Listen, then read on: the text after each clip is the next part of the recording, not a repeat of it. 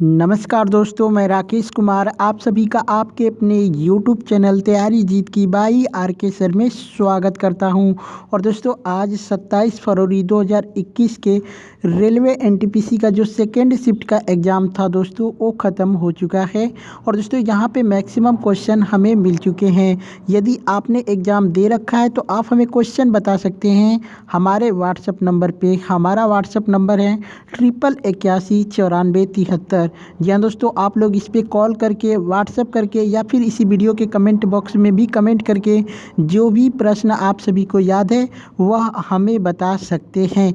और दोस्तों अगर आपने हमारे चैनल पे पहली बार विजिट किया है तो प्लीज़ चैनल को सब्सक्राइब करके बेल नोटिफिकेशन को ज़रूर दबा लीजिए, क्योंकि यहाँ पे 100% रियल प्रश्नों का एनालाइज किया जाता है। और दोस्तों आप चाहते हैं कि फर्स्ट शिफ्ट और सेकेंड शिफ्ट यानी दोनों शिफ्टों का PDF फाइल बिल्कुल फ्री में डाउनलोड करना चाहते हैं तो आपको हमारे वीडियो के डिस्क्रिप्शन में एक लिंक मिलेगा जहां पे आप टेलीग्राम ग्रुप से जुड़ सकते हैं और वहां पे हर दिन का PDF फाइल बिल्कुल फ्री में डाउनलोड कर सकते हैं। तो चलिए वीडियो को अपने दोस्तों के साथ शेयर कर दीजिए और वीडियो अच्छा लगे तो लाइक ज़रूर करिएगा। यहाँ पे पहला प्रश्न देखते हैं, संवाद कौमुदी के प्रकाशक कौन है? जी हाँ दोस्तों, संवाद कौमुदी के प्रकाशक का नाम पूछा था तो इसका राइट आंसर हो जाएगा राजा राम मोहन राय। और दोस्तों आपको बता दें कि ये 19वीं शताब्दी के पूर्वार्ध में राजा राम मोहन राय द्वारा कोलकाता से प्रकाशित एक बंगाली साप्ताहिक समाचार पत्र था। यह एक सुधारवादी पत्र था जिसमें सती प्रथा को समाप्ति के लिए अभियान चलाया गया था। तो आप लोग इस बात को भी याद रखिएगा, ठीक है। एक प्रश्न आया था कि विंस्टन चर्चिल को कौन सा नोबेल पुरस्कार दिया गया था? तो दोस्तों आपको बता दें कि इनको जो साहित्य के क्षेत्र में 1953 में नोबेल पुरस्कार दिया गया था। और दोस्तों इन्होंने द्वितीय विश्व युद्ध को समाप्त करने में बहुत ही महत्वपूर्ण भूमिका निभाई थी। और दोस्तों जो विंस्टन चर्चिल थे 1940 से 1945 के बीच में ब्रिटेन के प्रधानमंत्री भी थे। तो आप लोग इसको भी याद रखिएगा। एक प्रश्न आया था दोस्तों कि बंगाल का विभाजन किसके शासनकाल में हुआ था? तो दोस्तों उस समय जो भारत के वायसराय थे लॉर्ड कर्जन, ठीक है, उनके शासनकाल में जो कि 1905 में बंगाल का विभाजन हुआ था।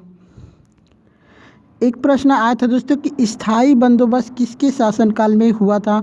तो दोस्तों जो स्थायी बंदोबस्त हुआ था ये लॉर्ड कॉर्नवालिस के द्वारा 22 मार्च 1793 को लागू किया गया था। तो दोस्तों आपका लॉर्ड कॉर्नवालिस जो है ये आपका राइट आंसर हो जाएगा।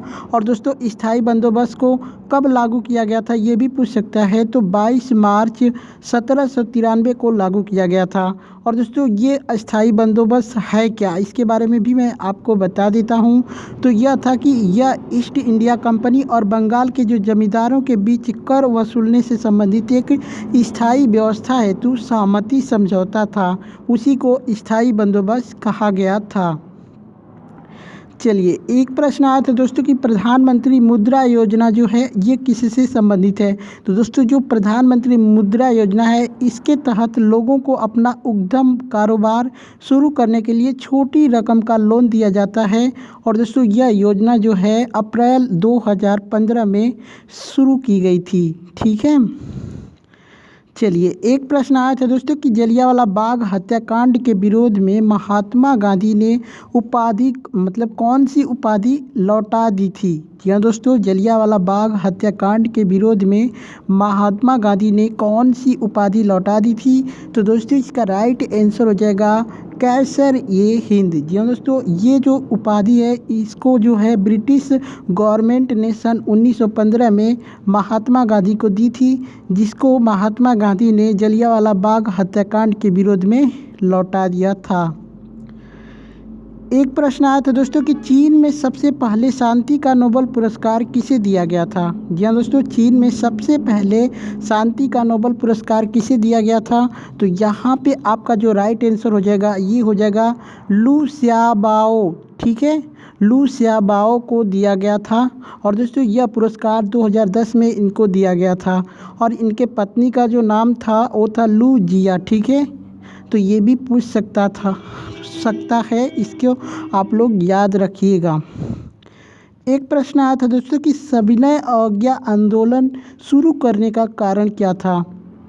तो दोस्तों इसका कारण था कि साइमन कमीशन के बहिष्कार और जनता के उत्साह को देखते हुए कांग्रेस नेताओं को यह विश्वास हो चुका था कि अब जनता जो है आंदोलन के लिए तैयार है, इसीलिए जो है सविनय अवज्ञा आंदोलन शुरू किया गया था। और इसका कारण अगर पूछे तो साइमन कमीशन का जो बहिष्कार करने के लिए इस आंदोलन को शुरू किया गया था।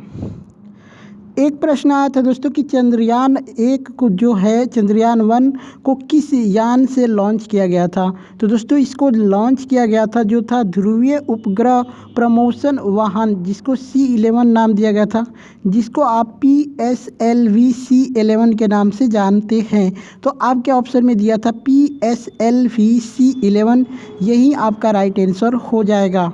और दोस्तों चंद्रयान 1 को लॉन्च कब किया गया था। तो इसको लॉन्च किया गया था 22 अक्टूबर 2008 को श्रीहरिकोटा से। और दोस्तों ये भारत का प्रथम चंद्र मिशन था जिसको चंद्रयान 1 के नाम से जाना जाता है। एक प्रश्न आया था दोस्तों कि पहला स्वदेशी उपग्रह कौन सा था। दोस्तों भारत का जो पहला स्वदेशी उपग्रह था वह कौन था। तो इसका नाम था आर्यभट्ट। और दोस्तों इसको लॉन्च कब किया गया था ये भी पूछ सकता है। तो 19 अप्रैल 1975 को इसको लॉन्च किया गया था। और दोस्तों ये कहाँ से लॉन्च किया गया था। तो ये सोवियत संघ रूस की स्पेस एजेंसी इंटर कॉसमोस के रॉकेट की सहायता से अंतरिक्ष में प्रक्षेपित किया गया था। चलिए एक प्रश्न आया था कि चांदी का कालापन किसके कारण होता है। तो दोस्तों ये किसके साथ अभिक्रिया करके काली पड़ जाती है। तो दोस्तों जल व कार्बन डाइऑक्साइड, अगर ये आपके ऑप्शन में दिया था जल व कार्बन डाइऑक्साइड तो ये भी हो सकता है, या फिर सल्फर डाइऑक्साइड से अभिक्रिया करके चांदी जो है काला हो जाता है। तो आप लोग कमेंट करके ज़रूर बताइएगा कि आपके ऑप्शन में क्या दे रखा था, ठीक है। चलिए और दोस्तों वीडियो कैसी लगती है आप लोग कमेंट करके ज़रूर बताइएगा। एक प्रश्न आया था कि संविधान के भाग 4 का अनुच्छेद 43B किससे संबंधित है। तो दोस्तों ये जो इसका संबंध है सरकारी समितियों से इसका संबंध है, ठीक है।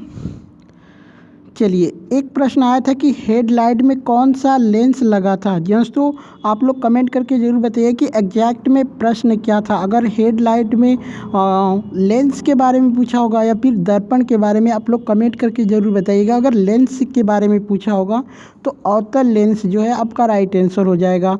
और दोस्तों ये अवतल लेंस क्यों लगाया जाता है, क्योंकि ये प्रकाश को फैलाता है, ठीक है। चलिए एक प्रश्न आया था दोस्तों कि शास्त्रीय नृत्य किस देवता को समर्पित है। या दोस्तों शास्त्रीय नृत्य जो है ये किस देवता को समर्पित है। तो आपका राइट आंसर हो जाएगा भगवान शिव को।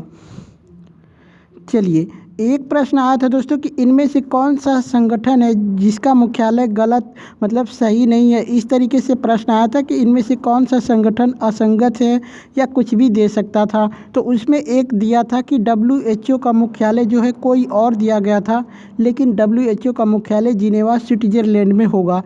लेकिन दोस्तों WHO का जो मुख्यालय है वहाँ पे गलत दिया हुआ था। तो जो WHO वाला था वो आपका राइट आंसर हो जाएगा, ठीक है। तो दोस्तों ये थे आज के सेकेंड शिफ्ट के प्रश्न। चलिए कुछ फर्स्ट शिफ्ट के क्वेश्चन देख लेते हैं जो कि हमें लेट से मिले हैं। तो दोस्तों ये फर्स्ट शिफ्ट के प्रश्न है 27 फरवरी 2021 के। एक प्रश्न था कि आवर्त सारणी का पहला तत्व कौन है। तो हाइड्रोजन आपका राइट आंसर हो जाएगा। एक प्रश्न आया था कि क्रिस्टलिना जॉर्जिवा जो है किस संस्था के डायरेक्टर हैं या फिर अध्यक्ष हैं। तो IMF जिसको इंटरनेशनल मॉनेटरी फंड के जो है ये संस्थापक दोस्तों अध्यक्ष हैं।